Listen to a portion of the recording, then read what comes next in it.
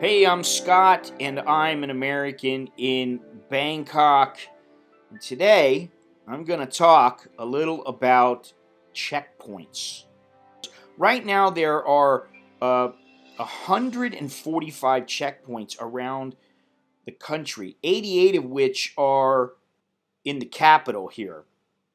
And this comes because of the soaring infection rate and the death rate here in Thailand. And right now we are under a lockdown. The government has asked that people do not travel outside of their province unless it is absolutely imperative that they do so. The last time that they had a lockdown, people kind of went and did whatever they wanted. They ran back home. They did whatever they had to do, and they crossed the provinces, and this helped spread the virus. And so now they're using the military to stop people from traveling around. The last time the government tried to curb COVID-19 outbreaks in Bangkok by creating a semi-lockdown, resulting in a national COVID-19 infection surge as people wanting to avoid the lockdown measures fled Bangkok to their hometowns across the country, bringing their suitcases and infections with them. So now they are using the Royal Thai Armed Forces and asking the public nicely for their support.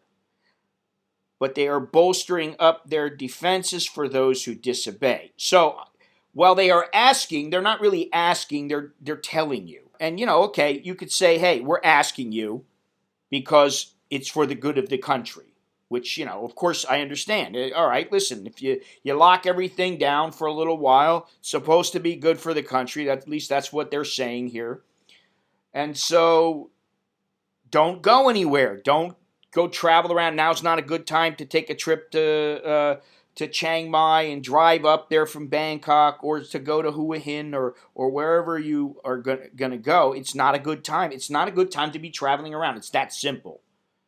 Now, there are checkpoints, and I'm wondering just how strict they're going to be, because they give kind of vague information, which I think is done purposely, because they want to have the ability to decide for themselves whether or not someone or a group of people can cross a provincial line. He requested for the public to please cooperate and support the lockdown by refraining from interprovincial travel or any other activity that could spread COVID-19, and to follow the Ministry of Public Health's safety measures. At the same time, he has initiated the use of additional military patrol units tasked with offering supplemental support and coverage for the roadblocks and checkpoints leaving Bangkok. They aim to prevent any attempts to circumvent security checkpoints and stop any actions from citizens trying to flee the city that might exacerbate the spread and outbreak of COVID-19 spilling out of Bangkok and into the rest of the country. Now, what I'm wondering is, couldn't they just test people? If you have been fully vaccinated, couldn't they just test you right there and then you leave and go on your way? Wouldn't that be acceptable? I don't know. I haven't heard anything from the Public Relations Department of Thailand, but, they're trying to get a handle on this. Police and military are under orders to check all vehicles attempting to leave Bangkok, in particular those that might transport groups of people like passenger vans or pickup trucks.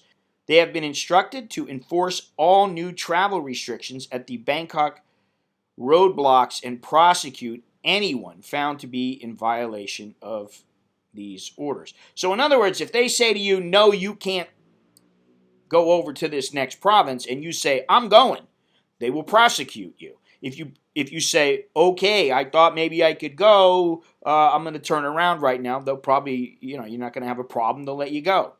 The general in charge of the Royal Thai Armed Forces has instructed authorities to strictly enforce these measures. Anyone who flouts the restrictions could face legal action based on the Emergency Decree and the Communicable Disease Act. So this has already been published in the Royal Gazette, and it's planned for 2 weeks from Monday the 12th.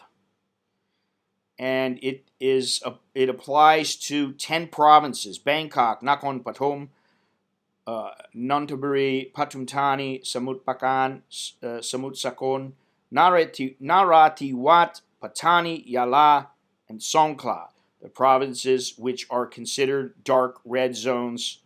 Traveling for medical reasons during the 9 p.m. to 4 a.m. curfew is allowed for both patients and their caretakers. Other crucial activities will be allowed include the transport of goods, food, medical supplies, agricultural products, fuel, letters, and packages. Okay, well, that's good. Workers who need to travel during the curfew are required to show their ID cards and documents pertaining to them being allowed to travel to security officials at the checkpoints according to the curfew order. To raise public awareness about the partial lockdown, they just won't say it's a lockdown. It's a partial lockdown. I guess it is. I guess it would be a lockdown if they said don't leave your house unless it's for food or medicine. Well, wait a minute. Isn't that what they're saying? I mean, I'm not sure how they did it in China. What happened if you're in China and you don't have enough food and they tell you to stay inside for the next month? What are you going to do? You're going to have to ask the soldier outside to get your rice. I don't know how it works.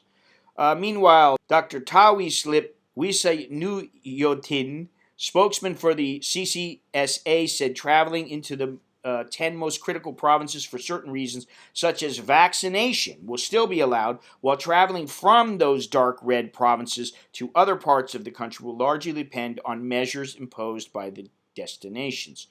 Bangkok's Communicable Disease Control Committee on Saturday decided to order key service businesses in the capital to close at 8 p.m. and open again after 4 a.m. throughout the partial lockdown, and that is also effective on Monday, the 12th of July. This order applies to eateries, shopping malls, convenience stores, and most types of markets. A gathering of more than 5 people in public is also prohibited under the partial lockdown rules. So, they're not messing around. And I think that's a good thing. You're going to have to make a decision one way or the other. Either you lock it down and you say, hey, you can't travel from here to there. You can't just say, oh, I feel like going to Chiang Mai and I'm going to go out into the woods and walk around and smell the flower. No, that's not what's considered important. I understand that. So, okay, I get that. It's either that way or just fully open. And considering the number of people who have been vaccinated, completely vaccinated, that's not going to happen for a while. So, hey, do me a favor. Please don't forget to click the like button, smash that like button, crush that subscribe button if you haven't done so already. Leave a comment. Let me know what you think about this. Anyway, that's all I have. That's all I have. And I'll talk to you guys later. I am Scott. I'm an American in Bangkok. Chok di leo jerkan mai. That's good luck and see you later.